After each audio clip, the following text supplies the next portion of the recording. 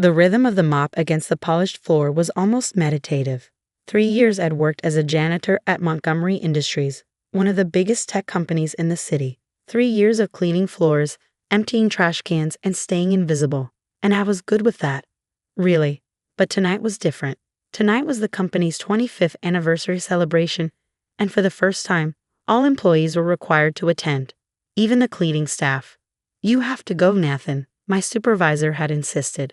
Direct orders from the CEO herself. The CEO, my sister Sarah. The same sister who hadn't spoken to me in 5 years. Not since she married Richard Blackwood, the son of a wealthy business family. The same sister who pretended we weren't related every time we passed in the hallways. I straightened my cheap rental suit, checking my reflection in the bathroom mirror. At 32, I looked older than I should. Life hadn't been kind since our parents died, leaving us nothing but debt. Sarah had Richard's family to help her through college. I had a mop and determination. The grand ballroom was transformed for the evening. Crystal chandeliers sparkled overhead, their light catching on champagne glasses and expensive jewelry. I stood in the corner, nursing a glass of water, trying to blend into the wallpaper. "Nathan, I didn't expect to see you here." I turned to find Mark from accounting, one of the few people who treated me like a human being. He'd even offered to help me study for my business classes at the community college I attended at night. Mandatory attendance, I shrugged, managing a small smile. "Well, I'm glad you came. Did you finish that financial analysis project we discussed?" Before I could answer, a familiar laugh cut through the crowd. Sarah was making her entrance, stunning in a designer red dress, her dark hair swept up elegantly. Richard was at her side, along with several board members. "Oh look," she announced, her voice carrying clearly across the room. "Even the janitors cleaned up for tonight." Laughter rippled through her entourage. I felt my face burn but kept my expression neutral. This was nothing new. "Sarah," Richard chuckled, "don't be cruel. I'm sure. What was your name again?" He looked at me with practiced disdain. "Nathan," I said quietly. "Nathan Crawford." Sarah's smile flickered for just a moment. "Crawford? Oh, what a coincidence. That's my maiden name too." She turned to the board members. "No relation, of course. Can you imagine? A CEO's brother working as a janitor? How embarrassing would that be?" More laughter. Mark shifted uncomfortably beside me. "Actually," I started, but Sarah cut me off. "I mean, really, some people just lack ambition, don't they? Content to stay at the bottom, cleaning up after their betters." Something snapped inside me. 5 years of silence. 5 years of pretending. 5 years of watching her climb higher while pushing me lower. "You're right, Sarah," I said, my voice steady. "It would be embarrassing to have a janitor for a brother. Almost as embarrassing as having a sister who denies her own family to protect her image." The room fell silent. Sarah's perfect smile froze. "Security," Richard started to call, but I was already pulling off my name badge. "Don't bother. I quit." I turned to leave, dignity intact, when a deep voice stopped everyone in their tracks. Now, why would my best undercover analyst want to quit? Alexander Montgomery, the elderly owner of Montgomery Industries, stood in the doorway, leaning on his cane. His eyes twinkled with amusement. "You undercover analyst." Sarah stammered, her face draining of color. "Oh yes," Montgomery smiled, walking toward us. "Nathan has been my eyes and ears in this company for the past 3 years. His reports on employee treatment, corporate culture, and potential inefficiencies have been invaluable, especially his observations about nepotism in upper management." The ballroom erupted in whispers. Sarah swayed slightly, gripping Richard's arm. But he's a janitor," she protested weakly. "A janitor who's been attending business school at night," Montgomery continued, "who graduated top of his class last month. A janitor who uncovered the accounting irregularities in the Pacific Division that saved us millions. Tell me, Sarah, did you ever wonder who left those anonymous tips that made you look so good in front of the board?" I stood frozen as Montgomery placed a hand on my shoulder. "That would be your brother," he said, emphasizing the word. "The same brother you've been pretending doesn't exist." Sarah's perfectly applied makeup couldn't hide her shock. The board members who had been laughing earlier now looked between us with new interest. "Mr. Montgomery," I started, but he held up a hand. "Nathan, I think it's time we moved you to your real office, the one next to mine. After all, my new chief operations officer needs to be close by. The champagne glass in Sarah's hand shattered on the floor. The next morning, Montgomery Industries was buzzing with whispers. The janitor turned COO story spread like wildfire through every department. But I wasn't there to hear it. I was sitting in my new office, a spacious corner room with floor-to-ceiling windows, trying to process how much my life had changed in just 12 hours. "Your new suits will arrive this afternoon," Mr. Montgomery said, walking in without knocking. "Can't have my COO wearing rentals now, can we?" "Mr. Montgomery," I started, standing up. "I need to ask, why me? Why the whole undercover operation?" He settled into one of the leather chairs facing my desk, his wise eyes twinkling. "When I started this company, I was a janitor's son. Nobody took me seriously. But I learned something valuable. The people who clean your offices know more about your company than any consultant ever will." He leaned forward, his expression serious. 3 years ago, when Sarah became CEO, I noticed changes, not good ones. Morale dropped. Good people left. Then I saw you, her brother, applying for a janitorial position. I was curious. "So you tested me?" "Every day for 3 years, and you exceeded every expectation." He pulled out a tablet, showing me charts and reports. "Your analysis of our operational inefficiencies was brilliant. Your suggestions for improving employee welfare were compassionate and cost-effective. But most importantly, you showed integrity. Even when Sarah treated you badly, you never used your discoveries to hurt her or the company." A knock at the door interrupted us. Sarah stood there, looking significantly less polished than usual. Her designer suit was slightly wrinkled, her eyes red-rimmed. "Nathan, I mean Mr. Crawford," she said stiffly. "The board requests your presence in the conference room." Mr. Montgomery's eyes narrowed. "I wasn't informed of a board meeting." "It's an emergency session," Sarah replied, not meeting his gaze.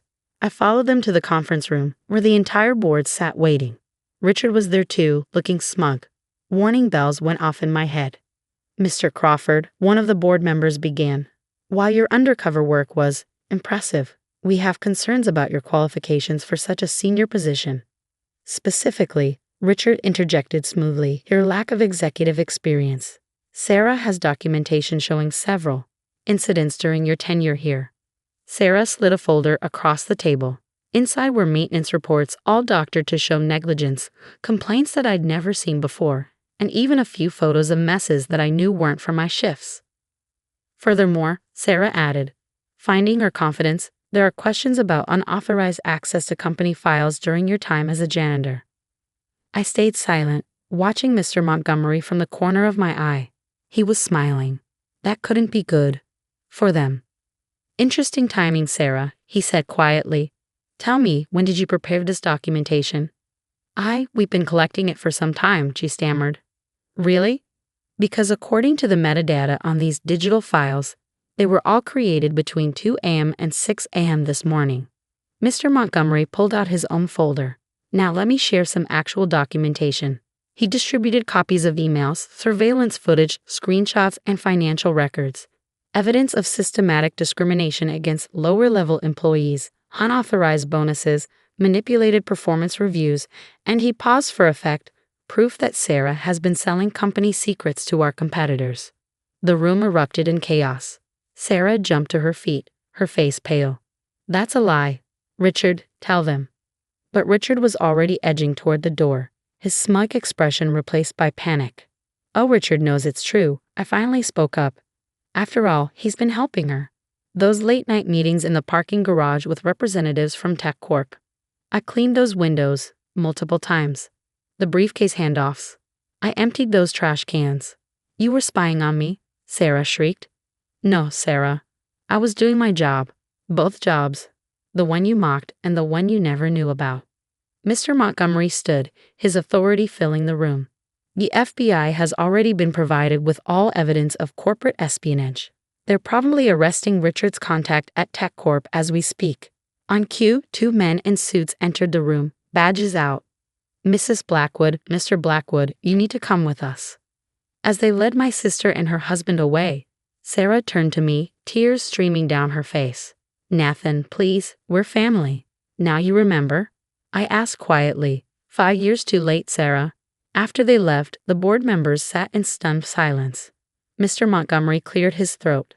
Now then, shall we discuss the company's new direction under our COO's leadership? I believe Nathan has some interesting proposals about employee advancement programs. I opened my laptop, pulled up the presentation I've been working on for 3 years, and began to outline my vision for a company where everyone, from janitor to CEO, had a path to grow, learn, and succeed. But as I spoke, I couldn't shake the image of Sarah's face as she was led away. She'd chosen power over family, and in the end she'd lost both. The day wasn't over yet, though, and the biggest surprise was still to come. 6 months passed in a whirlwind of changes. Sarah and Richard's trial made headlines, CEO siblings, from rags to riches to redemption.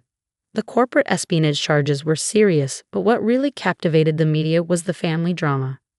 Everyone loved the story of the janitor brother who rose to become COO while exposing his corrupt sister. I threw myself into transforming Montgomery Industries. The employee advancement program was my pride and joy, offering education assistance, mentorship, and clear promotion paths for everyone from maintenance staff to middle management. Mark from accounting became my right hand, heading up our new financial transparency initiative. But at night, alone in my new penthouse apartment, I'd look at old family photos. Mom and Dad smiling at Sarah's college graduation. Sarah holding my hand on my first day of school. Where had it all gone wrong? Then came the call I'd been dreading. Mr. Crawford, my assistant's voice crackled through the intercom. Your sister's attorney is here. Sarah sat in my office, a shadow of her former self. Prison hadn't been kind to her. The designer clothes were replaced by simple business attire, the perfect manicure gone, the confident posture deflated. Nathan, she whispered, I know I don't deserve to be here. Why are you here, Sarah? I kept my voice neutral, professional. I'm being released next week. Early release for cooperation. She twisted her hands in her lap. Richard, he was the one selling the bigger secrets. I just wanted to prove myself to his family. They always made me feel like the poor girl who got lucky. So you decided to make everyone else feel small instead. Tears spilled down her cheeks. I lost myself, Nathan.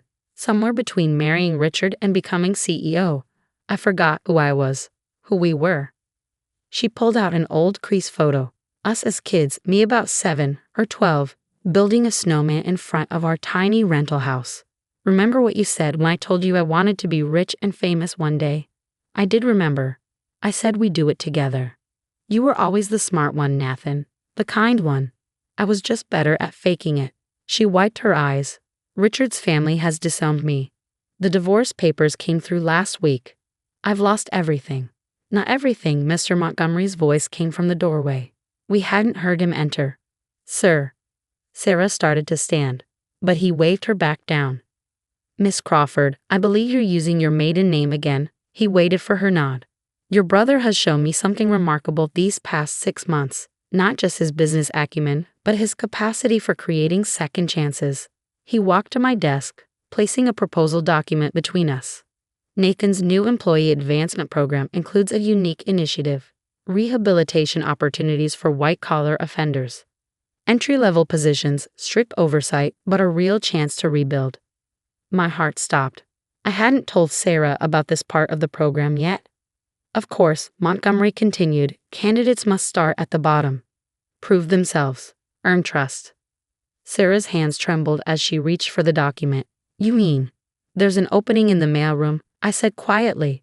6-month probationary period.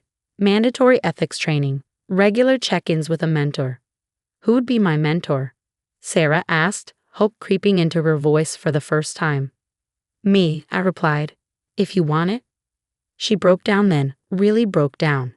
Not the elegant tears of the old Sarah, but deep, racking sobs of someone who'd hit bottom and found an unexpected hand reaching down to help.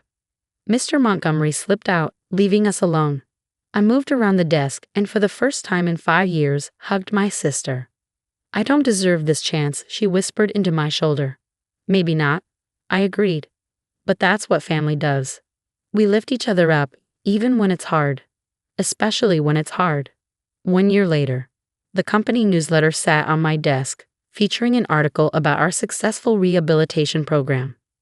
Sarah's picture was there, smiling genuinely as she mentored another program participant. She'd worked her way up to program coordinator in record time, her experience serving as both warning and inspiration. Mr. Montgomery announced his retirement last week, naming me as his successor. The board approved unanimously. The janitor's son picking a former janitor as CEO. The media loved that angle. But what really mattered was the small frame on my desk, holding two photos side by side. The old one of Sarah and me building a snowman, and a new one from the company picnic, us building a sandcastle with some employees' kids, both laughing like we used to. Ready for the board meeting, Sarah poked her head in, clutching a stack of quarterly reports. Just thinking about how far we've come, I smiled. Together, she added softly, like you always said. As we walked to the conference room, employees greeted us both warmly. No whispers, no mockery, no pretense. Just two siblings who'd lost their way and found it again, proving that success means nothing without family to share it with. Mr. Montgomery watched us from his office, satisfaction evident in his wise old eyes. His company legacy wasn't just about profits or innovation. It was about second chances, redemption, and the power of keeping your humanity even at the top. You know what, little brother? Sarah said as we reached the conference room. I finally feel rich, really rich, and it has nothing to do with money. I squeezed her shoulder. Me too, sis. Me too.